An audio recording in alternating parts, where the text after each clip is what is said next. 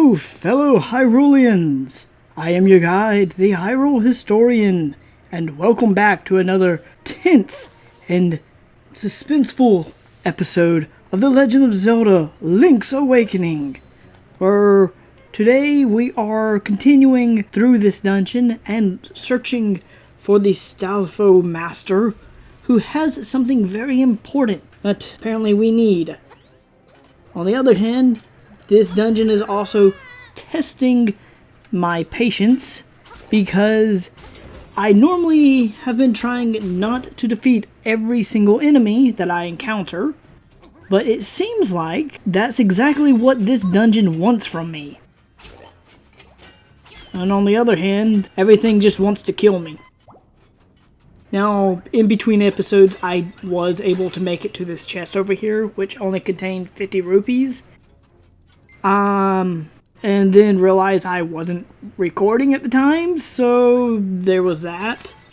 You know, we all make mistakes. So, at least I did find out that our next location that we need to get to, which is this door right over here. But to get to that door, we have to be patient enough for these enemies.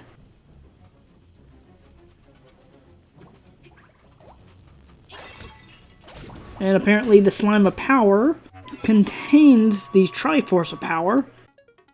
Imagine that. But, wow, okay. Didn't know it would be this quick for us to meet again. So everyone, this is the Stal Master. Stal Master, this is everyone. That's Jerry, that's Kevin, that's Tim. Sally? Is that you? Anyways. Oh, and that's David. Anyways. You found me again. You're a real pesky kid. You knew that. Indeed. Sadly, the Triforce of Power is not going to help us as much. But the Bomb of Power, that's a different story. Yes. Okay, so if you're trying to get rid of the Stal Master, he does have one weakness. And that is, of course, he likes to jump at you. So, if you are a fair distance away, you will be able to stop him. Since apparently he can make it, since he can attack you through your shield.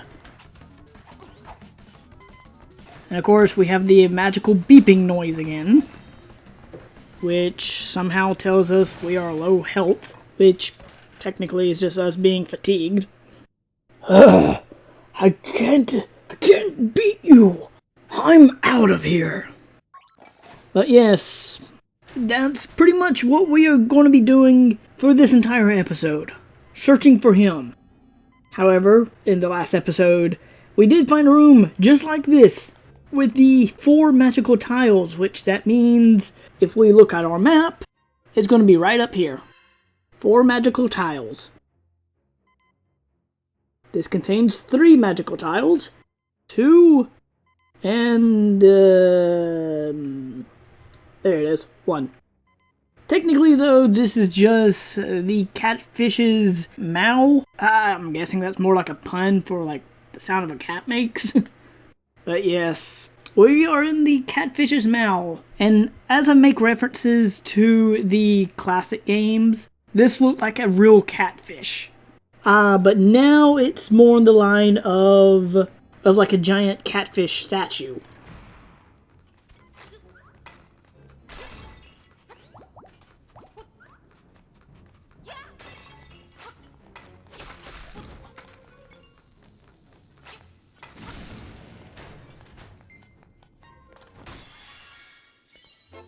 Thank you! We have finally found the map.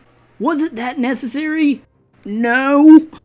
I mean, I kind of knew where I was going. Kind of not. The more that I've played through Link's Awakening, the more I realize that these dungeons are more on the line of a labyrinth. But, this is starting to remind me of a dungeon within the original Legend of Zelda. Just a mirrored version. I think there's one like the serpent or the snake. I forget what it's called. So he also said that when we first met the Stal Master, is that he mentioned that he has something of ours that we are going to need. Which I originally thought, oh, he has the boss key.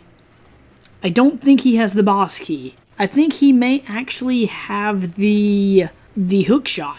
Because by just looking at the map, there is one more room that we have to get to, or actually a few more rooms, that we need something that allows us to cross a 4-block gap. Which, once again, not trying to defeat all the enemies here, but seems like that's about the only thing that I can do to open up some of these doors. But thankfully, we've already opened up most of the doors, so there's not much to worry about.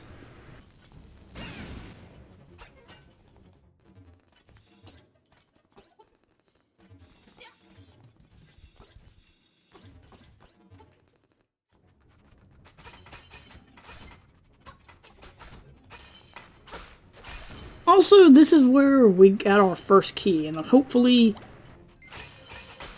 Okay, well, he's not going to give us a heart, but we have finally cornered you.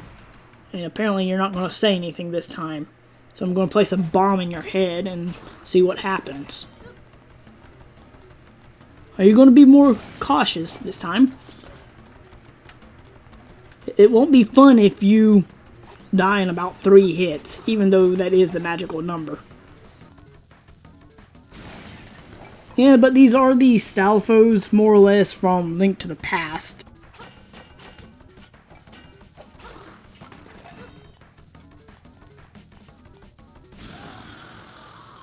Which we normally would first see in...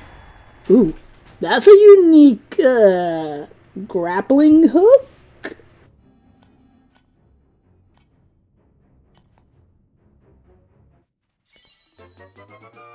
Congratulations! You found the grappling hook with the pot being the thing that you hold on to. It's a handle to a pot with a chain attached to it, which makes the hook shot. That is hilarious. I mean, normally in the original, it was just like the hook shot that you would see from Link to the Past, but with a color palette that's slightly different, since it was on the original Game Boy and whatnot. But this one, of course, has more detail and there's a pot.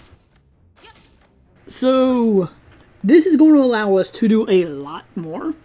Also, on a different subject, I have been looking into more role-playing games, which for whatever reason I got back into Skyrim recently, and that's been a unique trip down memory lane, since, you know, when you play Skyrim and it has been for a while, yeah, you learn quite quickly that everything is trying to kill you. Okay, apparently we can stun everything. And on that subject, I've been looking into like older tabletop RPGs, which I have noticed that some people has made up their own Zelda role-playing games. Which, when it comes to Zelda and role-playing games, like Zelda RPGs, I don't think many people cares for it that much, just because their mind first goes to like not Link to the Past, Link's Adventures, The Adventures of Link.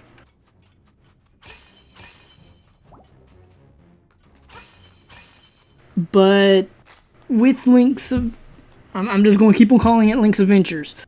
It had a unique idea at the time. I guess I have never been down here. I thought I've been through this one.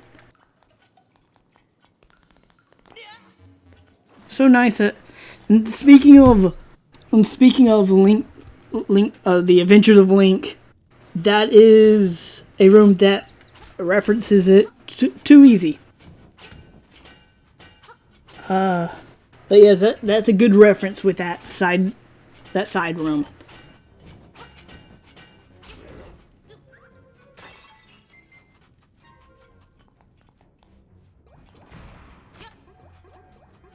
Hello, Jinx. Come here. For once, I need your assistance.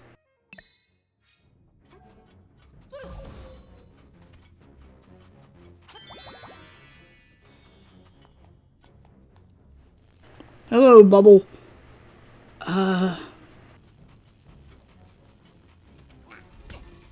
So we are going through a dead end, more or less. Thanks for catching me. But going back to the tabletop games, I've been looking into how to make like better dungeons of some sort, and Zelda is one of those things that keeps on coming to mind, which I think it would actually be really interesting for this type of game to be like a tabletop game, just because. Oops. Excuse me, but where are we? But I like the mechanic, like when it comes. So I guess my long story short, since focused too much on these traps, I'm trying. This is just too much stuff is going on. Yeah, long story short is that I've been looking into the role-playing games again and seeing that the more classic Zeldas, such as this one, has a... Where am I? I am so twisted around right now. But then it's like saying, hey, you can't play as Link, you can't play as Zelda, and you can't play as Ganon, since that's just the entire idea about you are somebody else within the Zelda universe. And so you have your Zelda OC, and you make it through all these different things, and the one of the ideas is you first start off within a dream world, like Link's Awakening, Majora's Mask, etc., and here I am defeating all the enemies again when, don't need to. But there's the place that we need to get to up here.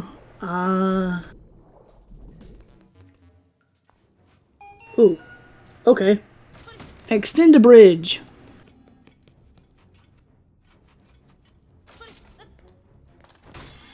Ooh. Shiny! It's a key. It's a golden key. But I feel like that is the idea, like, what makes Zelda tabletop RPs kind of more interesting is that you're more going through a puzzle-based dungeon than just, hey, you have to take turns and face off with a random style foe. It's more on the line of, hey, you have to get through this room, and there's like all these different things that you can do, which you need key items. However, people's always made it how Breath of the Wild is, and which, well, that's completely understandable since that's how most tabletop games are. But forever ago, you didn't have that option of saying, hey, style foes take off 10 damage. It was more like style foes takes away a half of the heart. The slimes take away a quarter of the heart. And so forth like that. So instead of like HP, you had hearts. And then you had like all the traditional weapons, but then you also had to make it as your unique character, since you're not supposed to be playing as Link. You would be able to have a character like Link, but I think most people try to stay away from that just because you're not supposed to be playing as a hero within a Zelda tabletop game. And since we have the Nightmare Key now, we can make our way back through here. Okay, now after damaging Boost through, we can actually make our way this way. Be damaged by the bubble.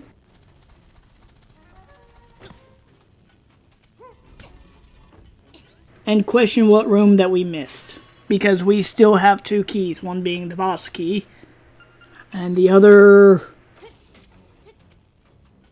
Okay. Anyways, though, it's most likely rupees. We have now finally made it to the boss room.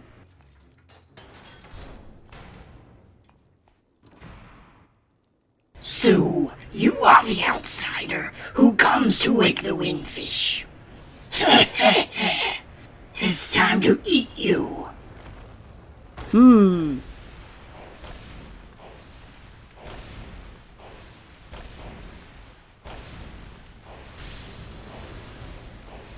So, the eel with the... So yes, the eel with the ball and chain for... Can't even talk. It's the ball and chain for a tail. And yes, apparently this is supposed to be like an eel.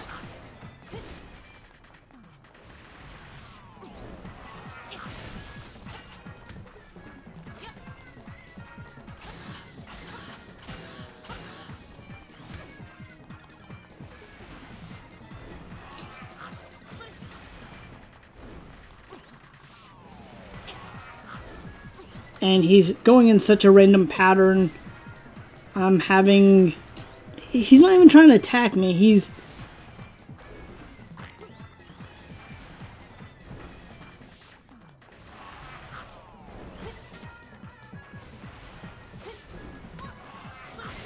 Okay, thank you. Okay, now he should... Come on. Wow, the tail's going a lot faster.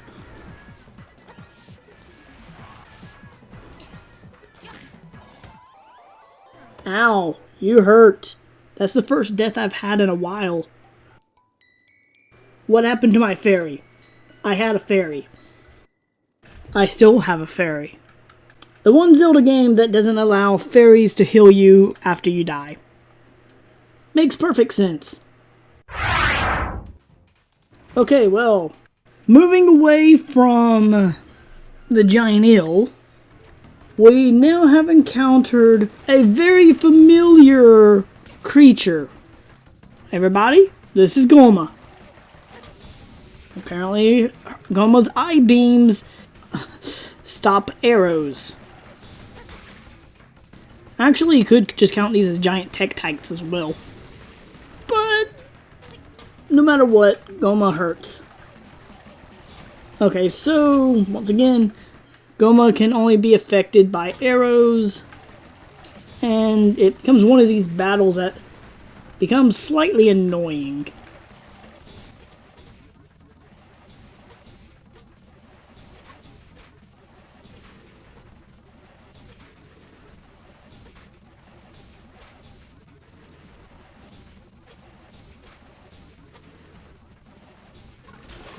Okay, there goes one. I'm having to have a little bit of focus here. So sorry about this, guys.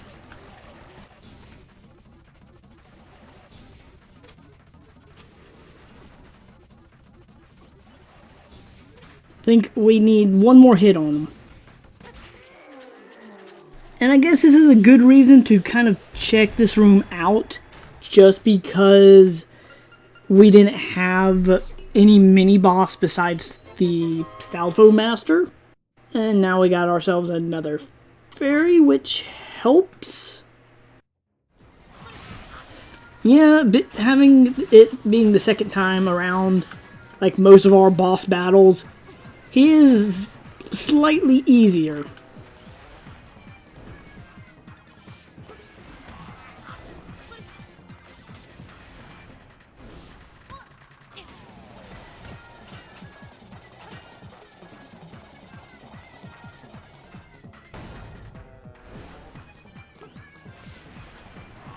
Ah, I see.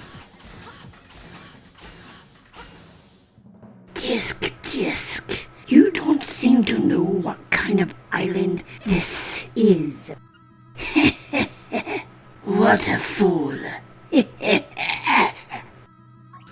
Don't technically know what kind of voice a eel would make, but, I mean, took a little bit longer than expected.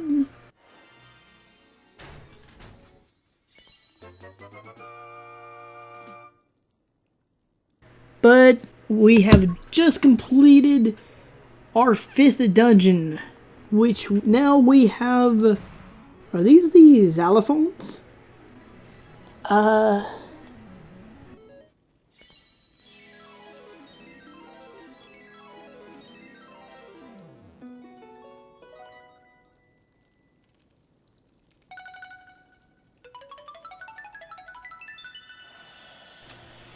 Couldn't read that in time. Again. Gonna have to do a little bit of editing. The shrine. The island secrets in the shrine. Well, with that said, we've already been to one shrine, which was the Eastern Palace. But with that said, I hope you all have enjoyed this episode, and if so, please don't forget to leave a like or a comment below, and please don't forget to ring the bell to stay up to date. But besides that, this has been the Hyrule Historian. Thanks for watching, and I will see you all in the next episode. Later, guys.